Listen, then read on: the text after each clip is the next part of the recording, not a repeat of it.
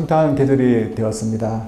12월은 한 해 마지막 달이지만 주님의 성탄이 있는 달이기 때문에 저희 그리스도인들은 매우 기쁜 달이기도 합니다. 성탄은 우리를 위해서 예수님께서 이 세상에 오신 날입니다. 이 구세주는 오래전부터 선지자들이 예언하였던 분이었습니다. 저들이 지금 보고 있는 이사야 선지자들도 구세주가 오신다는 예언했던 선지자들 중에 한 명이었습니다. 그는 구세주가 오시기 600년 전에 있었던 사람이었습니다. 구세주가 오시기까지는 먼 시간이 있었지만 하나님의 말씀을 전해서 담대하게 구세주가 오실 거라 예언하였습니다. 그래서 오랫동안 사람들은 구세주가 오시기를 기다렸습니다. 이러면서 12월이 한 해의 마지막 달이기에 아쉽고 쓸쓸한 수 있지만 주님의 성탄에 있는 달에게 희망이 있는 것입니다. 오늘 본문은 구세주 되시는 예수님의 사역을 미리 예언함으로 당시 사람들에게도 전 인류에게도 희망을 주었는데 구세주가 어떤 사역을 하였기에 우리 인류에게 희망이 될 수 있는지 본문을 통해 알아보고자 합니다. 애노가 거기까지 조금 좀 볼륨을 낮춰줘.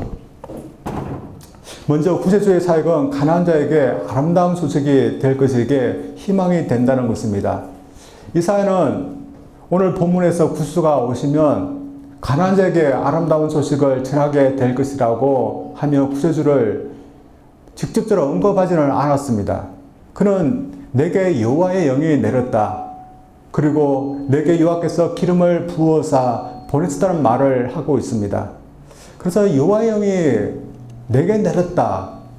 또한 여호와께서 나를 보냈었다 했는데 그 나라는 사람이 누구인지 나와 있는데 그 사람이 누구인지 궁금증을 유발합니다. 그래서 이 부분만 갖고서는 나라는 사람이 누구인지 확실하게 말할 수 없습니다. 그러나 여호와의 영이 내려서 보내져서 사역을 하게 하신 그 사역 내용을 보면 구세주만이 할 수 있는 사역임을 알 수 있습니다.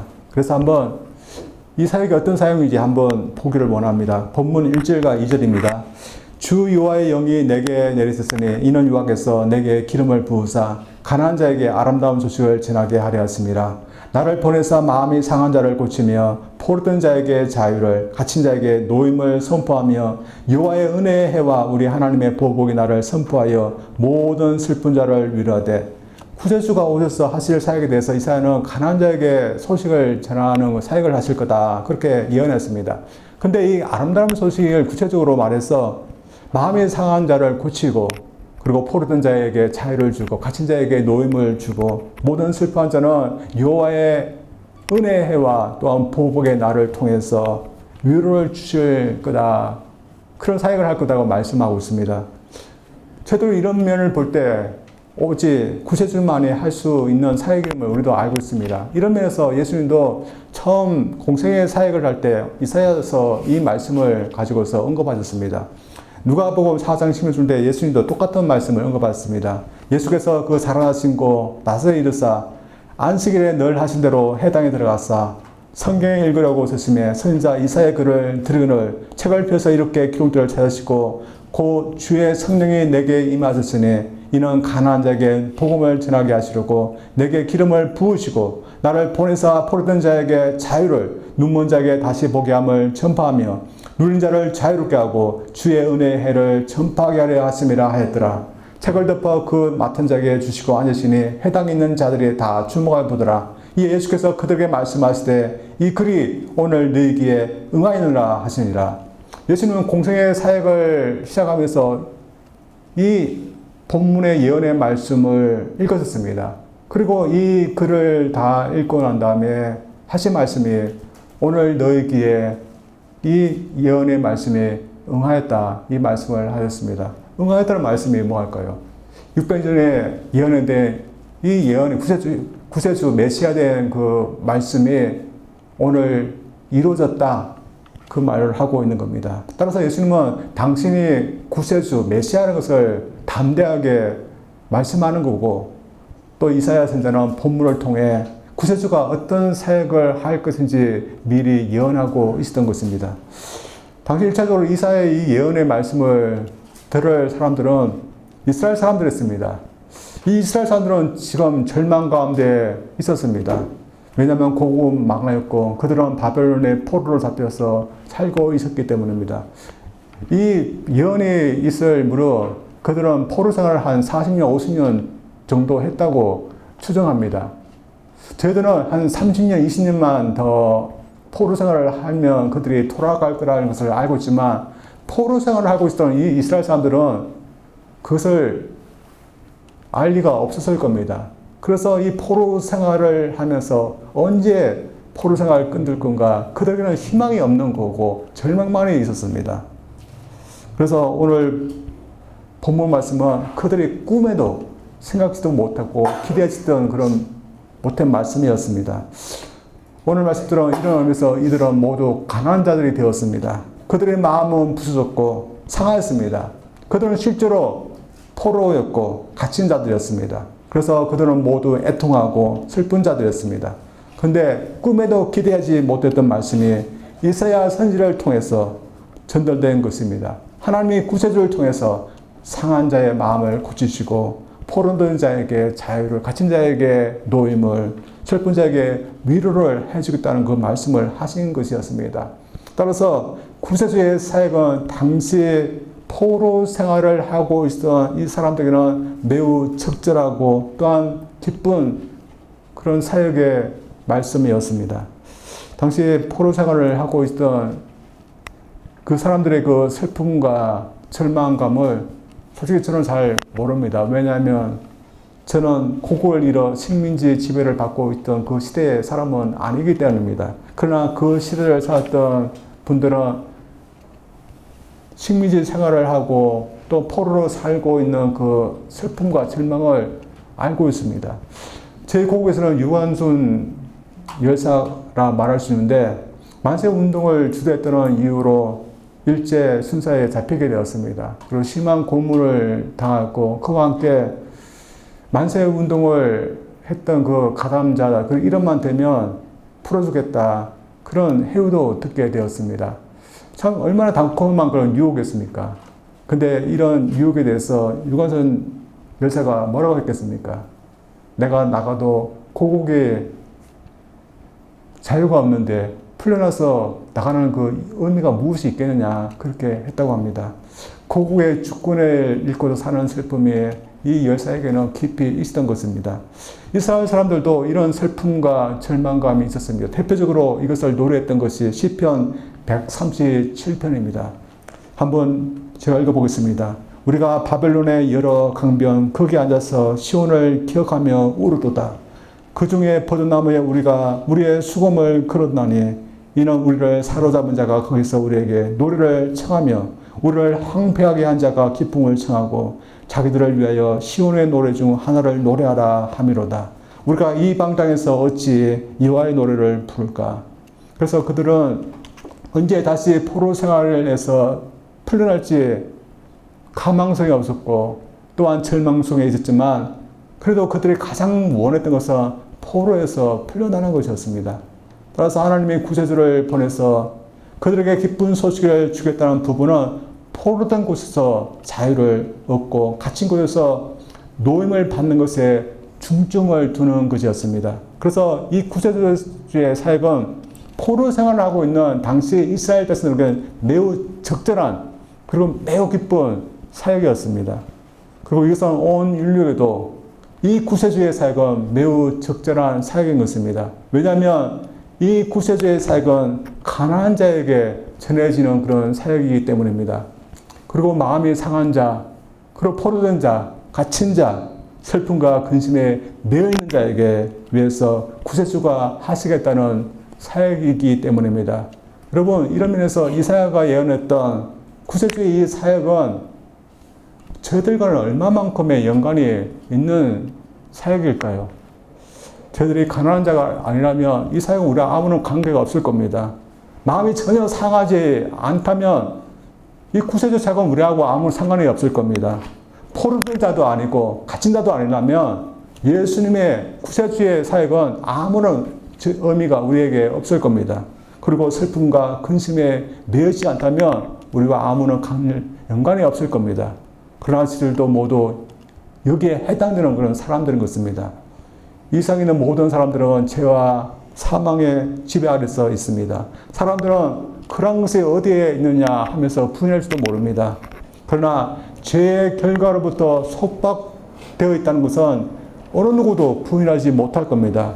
죄로 인해서 사망이 왔고 근심과 슬픔에 매인 인생이 되고 말았습니다. 이러면서 엄밀히 말해서 우리 인생의 종적지는 이미 정해져 있고 어느 누구도 그것으로부터 자유케 될 사람은 아무도 없는 겁니다. 이러면서 과연 구세주가 없는 인생이 얼마나 기쁠까요? 근심이 없고 슬픔이 얼마나 없을까요? 세상에서는 세상의 것으로 부여하게 되면 이런 문제 다 해결될 것이라고 생각합니다. 세상에는 세상 사람들이 부러워할 만한 것들을 갖고 있는 사람들도 있습니다. 어떻게 보면 한참 젊은 젊은이들이 부러울 수도 있습니다. 그리고 건강하고 자유롭게 살고 있는 사람들도 부럽다 할 수 있습니다. 그러나 이러한 것들에 의해서 얼마만큼 근심이 사라지고 슬픔이 사라질 수 있을까요? 그리고 얼마만큼이나 기쁨을 얻을 수 있을까요? 종종 그렇게 보일 수도 있습니다. 그러나 실상은 그렇지 않은 겁니다. 여전히 죄의 속박과 사망 안에서 모든 사람은 살고 있기 때문입니다. 그래서 근심과 슬픔은 떠나지 않고 기쁨은 얻어지지 않는 겁니다. 제가 하와이에 사니까 가끔씩 고급 멋진 차량들을 타고 다니는 것을 가끔씩 보게 됩니다. 그 비싼 고가의 스포츠카도 지나가는 것을 보고 또한 비싼 오토바이도 타는 것을 가끔씩 봅니다. 근데 어느 날 고가의 그 스포츠카, 그게 뚜껑 열린 오픈카를 타고 가는 것을 제가 우연히 보게 되면 제가 차고 있는데 옆에로 지나갑니다. 오픈카니까 다 보입니다. 근데 그 비싸고 좋은 오픈카에 누가 운전하고 있을까요? 어떤 노부부가 그걸 타고 있었습니다. 운전하고 있습니다. 머리카락은 하얀 은발에 연세가 많이 드는지 주름이 다 보였습니다. 그분들이 젊었을 때부터 이 스포츠카를 타고 다닐 수도 있지만 더 이상 젊지 않은 이 부부를 보니까 이 좋은 스포츠카는 이게 좋은데 점점 늙어가는 그들을 보니까 참 슬프게 보였습니다. 따라서 이것은 누구나 똑같은 것 같습니다. 젊은 사람들은 근심이나 슬픔이 없을까요? 물질에 근심이 없는 사람은 다른 어떤 것에도 근심이나 슬픔이 없을까요? 자유분방하게 이 세상을 살아가는 사람은 더 이상 어떤 근심이다 어떤 고통에도 속박되지 않는 것일까요? 저들도 똑같은 것입니다. 저들 예수님 믿기 전에는 너무너무 행복하고 자유롭게 살았을까요? 어떤 것에도 속박되지 않고 자유롭게 우리 마음대로 살았다 할지라도 근심과 걱정 속에서 우리는 매여서 살았던 것입니다. 따라서 오늘날도 구세주 없는 인생은 누구나 죄와 사망에 또한 근심과 슬픔에 매여서 살 수밖에 없는 겁니다. 그래서 우리 인생에 누가 진정 아름다운 소식을 줄 수 있고 누가 우리의 상한 마음을 고칠 수 있고 누가 우리를 속박해서 해방해서 자유를 줄 수 있고 그리고 누가 슬픔과 근심에 매여 있는 죄들을 풀어서 위로를 주고 기쁨을 줄 수 있을까요? 우리 인간 누구도 이렇게 해줄 수 있는 자격을 갖지 못하고 있습니다. 그러나 오직 한 분만이 이런 자격을 갖고 있고 능력을 갖고 계시는 것입니다. 그리고 이 세상에 오셨습니다. 왜냐하면 하나님이 기름을 부으사 그를 보내서 죄와 사망에 있는 우리들 해방시켜서 자유를 주라고 그 속박으로 인해 근심과 슬픔 가운데 있는 우리를 풀어서 위로하고 또한 기쁨을 주라고 하셨기 때문입니다. 예수님이 이 말씀을 하실 때 당시 나사렛 해상에 있던 사람들은 이 글이 오늘 너희들에게 임하였다는 이 말씀을 믿지 않았습니다. 오늘도 예수님은 똑같이 저희들에게 이 예언의 말씀이 오늘 우리 가운데 이미 임하였다 우리에게 똑같이 말씀하실 겁니다. 여러분 이 이사야 예언의 말씀이 우리에게 이미 임했다면 얼마나 기쁜 소식일까요? 그러나 많은 사람들이 이런 기쁜 소식이 이미 임하였다고 이루어졌다고 말하고 있지만 사람들은 믿지 않고 있습니다. 여전히 세상에 사망이 있고 여전히 속박에서 인생은 슬픔과 근심 가운데 살아가고 있는데 구세주가 사역을 해서 주었다는 그런 해방과 자유, 기쁨이 어디느냐? 사람들은 그렇게 말하면서 믿지 않으려고 합니다. 저들도 완전히 해방과 근심에서 해방된 것은 아닌 것입니다. 그리고 어떤 경우는 우리가 완전히 죄의 속박에서 벗어나지도 못한 것 같습니다. 왜냐하면 여전히 죄의 유혹이 있으면 물리치지 못하고 죄를 범하며 살기 때문입니다. 사망은 어떨까요? 완전히 벗어났습니까? 그러지 못한 것 같습니다. 그러나 구세도 대신 예수님의 사역으로 인해 이미 이루어진 것도 있습니다. 여러분, 저희들은 더 이상 죄의 속박에 매여서 살지 않습니다. 죄의 속박 때문에 슬퍼하면서 근심하면서 살아야 되지만 더 이상 슬퍼하고 근심에 매여있는 그런 인생이 아닌 것입니다. 저희들의 구원은 이미 예수님의 그 사역을 인해서 시작됐고 우리의 희망은 이미 시작된 것입니다. 그래서 이미 저희들이 기뻐할 수 있는 상황은 이미 시작된 것입니다. 이 12월은 성탄 계절인데 저희들이 이미 기뻐할 수 있는 상황 가운데 이미 우리가 있다는 것을 저희들이 믿기를 원합니다. 그래서 이사야가 예언한 대로 구체적으로 사역을 인해서 슬픔과 근심의 그 사역에서 기뻐하며 살 수 있는 그런 상황으로 이미 우리가 옮겨졌다는 것을 믿으면서 살 수 있는 저희들 되기를 주님으로 축원드립니다. 두 번째로 구세주가 하신 사역은 사람들이 의의 나무가 되게 하셨다는 것입니다. 오늘 이사야가 예언한 구세주의 사역은 사람들이 할 수 없는 그런 사역이었습니다. 사람들은 가난해졌습니다. 이 가난해졌다는 것은 물질적으로만 가난해졌다는 것이 아니라 마음도 가난해졌다는 것입니다.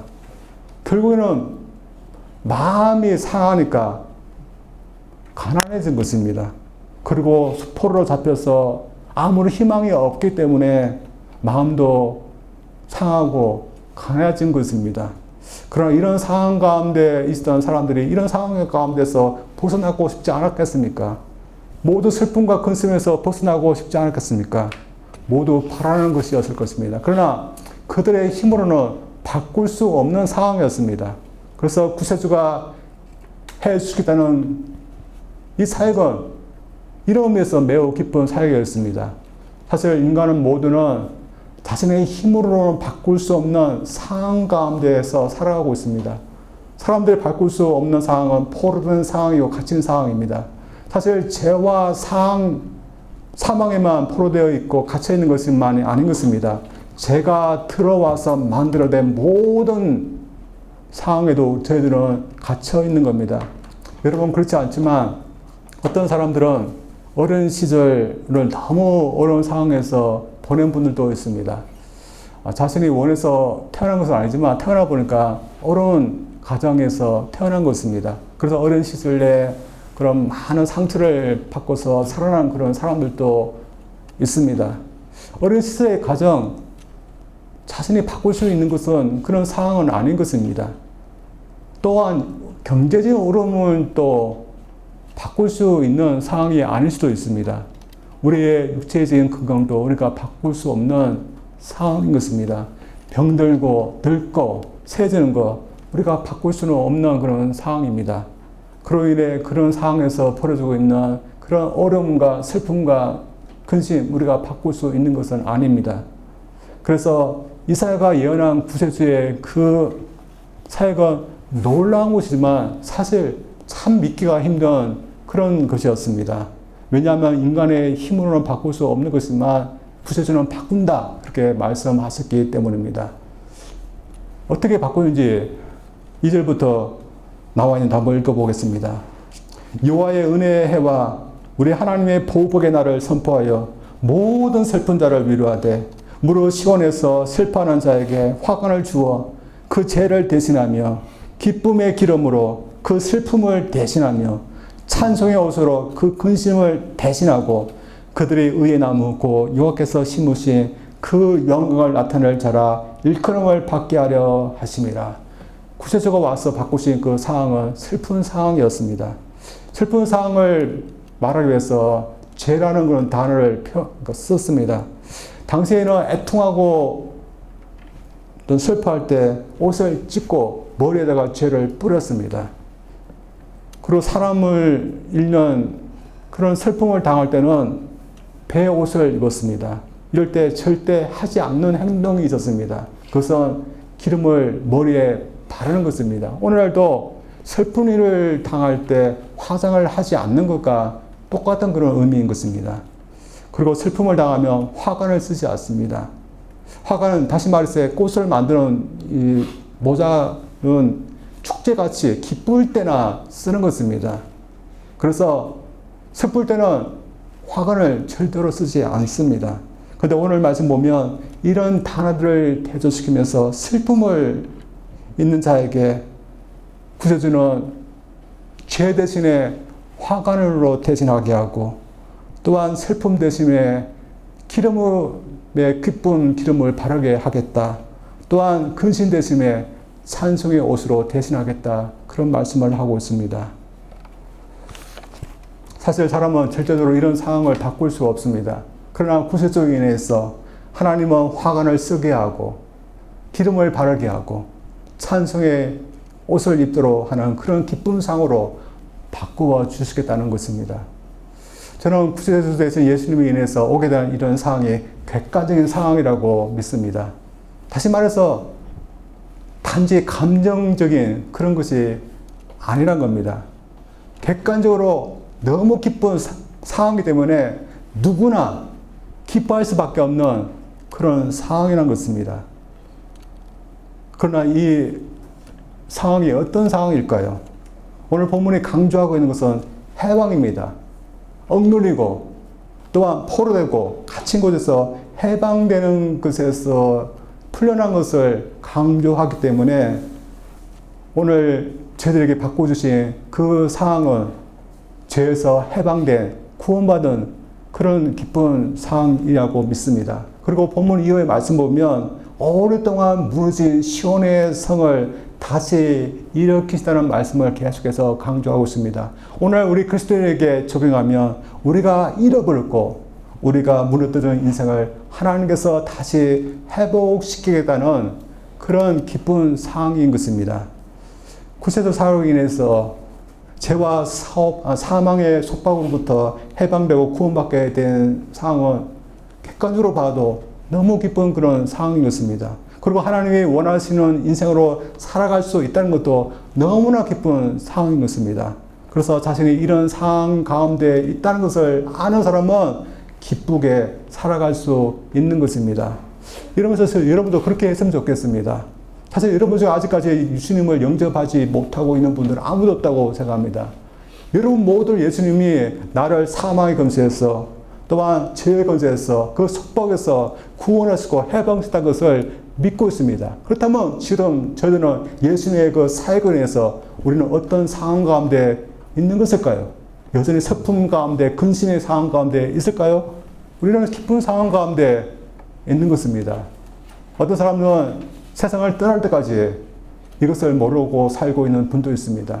그리스도인조차도 자신이 기쁜 상황 가운데 있다는 것을 모르면서 살고 누리지 못하고 살고 있는 그런 분들도 있습니다. 여러분은 그렇게 않기를 원합니다. 그래서 구세주인 예수님이 나를 슬프고 근심된 상황이 아니라 기뻐하고 찬송할 수 있는 상황이 되게 하심을 믿고서 저희들 진정으로 그 상황 가운데 내가 있게 된 것을 대해서 여러분 기뻐하면서 살 수 있는 저희들 되기를 원합니다. 그래서 또 다른 기쁜 상황에 대해서도 저희들이 기뻐할 수 있기를 원합니다. 이것은 우리가 의의 나무가 되었다는 겁니다. 한글 성경은 단지 나무들이라고 말하지만 사실은 상수리 나무를 말합니다. 얼마나 크고 단단하게 자라납니까? 이 상수리 나무가. 근데 이사야서 1장을 보면 이 상수리 나무가 죄로 인해서 그 잎사귀가 다 말랐다고 말합니다. 근데 예수님의 그 사역으로 인해서 이 나무가 의의 나무가 되었던 것입니다. 그래서 하나님이 심으셨다 하면서 하나님께 영광이 되는 그런 나무가 되게 하셨다는 겁니다. 여러분, 저희들도 의의 나무가 됐다고 믿습니다. 남들이 보기에는 좀 부족합니다. 저희들도 보기에도 좀 부족합니다. 그러나 좀 부족한 의의 나무지만 더 주님을 닮아서 공의와 정의를 행할 줄도 알고 더 의로운 삶을 살아가는 사람으로 우리는 되어가고 있다고 믿습니다. 그런데 성경은 이것이 매우 기쁜 상황이라고 우리에게 말해주고 있습니다. 여러분, 우리는 어떤 면에서 세상 사람들처럼 모든 것을 누리지 못하고 살고 있습니다. 그래서 어떤 경우는 누리지 못하고 있는 우리의 상황만은 우리가 볼 수 있습니다. 그래서 왜 예수님은 나의 상황을 바꾸시지 않는 것일까? 가끔씩 불평할 수도 있습니다. 그러나 우리 그리스도인은 구세주가 없는 사람들에게는 결코 없는 것이 있습니다. 예수님에 의해서 바뀌어진 상황, 우리 그리스도인은 갖고 있습니다. 따라서 여러분 그것을 보면서 기뻐할 수 있기를 원합니다. 어떤 사람의 아내가 얼마 전에 오랜 투병 끝에 병원에서 세상을 떠나게 됐습니다. 근데 그때 함께 간호하였던 젊은 간호원이 있었는데 이 사람이 그 간호사로부터 유혹을 받았답니다. 참으로 있을 수 없는 그런 일인데 병상에 누운 아내를 배반하고 불륜을 저지르게 되었습니다. 그런 불륜을 저지르면서 이 간호원과 살게 되면 참 행복하게 살 거라고 생각하게 됐습니다. 그러나 그렇지 않았다고 합니다. 그 불륜의 쾌락은 잠깐이었고 그 후 한평생 수치감 속에서 고통 속에서 살게 됐다고 합니다. 그따지는 예지만 어렵게 살지 못한 것은 사람으로부터 기쁨을 빼앗아가게 합니다. 이 사람은 이렇게 어렵지 못하게 살았지만 우리는 반대로 구세주인 예수님에 인해서 의의 나무가 되었고 어렵게 살아갈 수 있는 그런 사람이 되었습니다. 여러분, 어디다가 예수님을 믿고 어떻게 해서 여러분이 어렵게 살아가야 될 사람이 되었습니까? 우리가 의의 나무가 되었고 어렵게 살아가는 것은 참 기쁘고 또한 감사드릴 그런 상황인 것을 여러분 믿기를 원합니다. 그래서 이 성탄의 계절 구세주인 예수님이 저희들을 위해서 어떤 사역을 하기 위해서 오시는지 우리의 슬픈 상황을 바꾸어서 기쁜 상황으로 해주기 위해서 오셨다는 것을 저희들 기억하기를 원합니다. 그래서 이런 구세주를 보내주신 하나님을 저희들이 찬양하고 저희들도 바뀌어진 그 기쁜 상황에 대해서 기뻐하고 또한 의의 나무로서 더 거룩하게 어렵게 하나님이 보시기에 아름다운 그런 사람으로 우리가 더 살아가기 위해서 노력할 수 있는 저희들 되기를 주님으로 축원드립니다. 우리 기도합니다.